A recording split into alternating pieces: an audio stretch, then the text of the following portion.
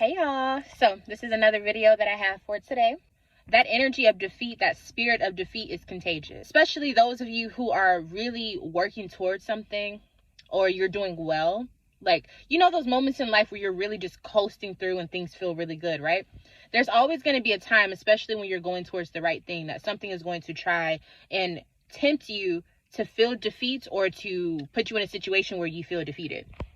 And a lot of times this type of energy or this spirit comes through people who are closer to you. So it usually doesn't come from strangers.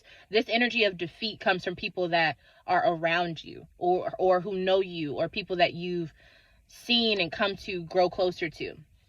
And I wondered, I said, you know, I'm thinking to myself over the past few weeks, I said, God, why is it like that? Like, why is it that people closest to you, not all the time, but a lot of times, that spirit of defeat, I've noticed it'll be people around you, right? And what I got from that, or the answer that I received later, was that it's more so of a measurement for you to see how much do you trust God instead of that spirit of defeat. Because a lot of us live through that spirit of defeat, or a lot of us we're easily manipulated by it, not just from other people, but because of ourselves, what we believe about ourselves.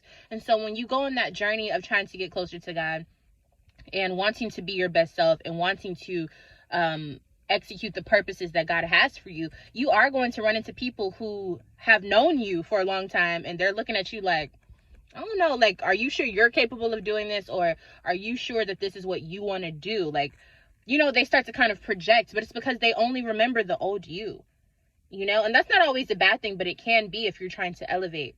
So remember this, not everything negative from people that you love is to hurt you. Sometimes it's like sometimes they don't know what they're doing. Do you know what I mean? Like, and not in a way that like they're dumb or anything, but sometimes they just don't realize that you are on a different path now. Like, it's beyond you, them, man. It's like between you and God. You know what I'm saying? Like your spiritual journey, how you're evolving, and the things that you have to carry out now.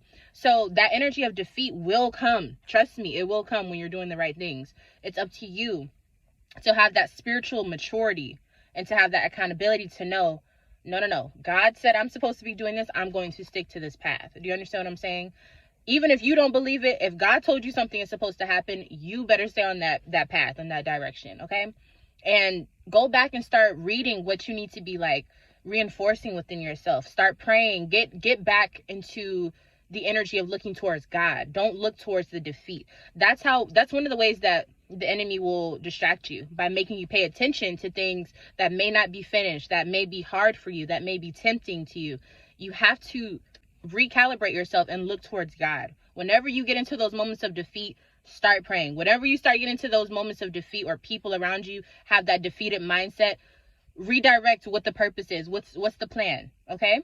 And remember, not everyone who says something negative is evil. Sometimes it's like they just don't realize that you're on a different path now, like you're moving up to something different, and they won't understand it. Maybe it's not meant for them to understand.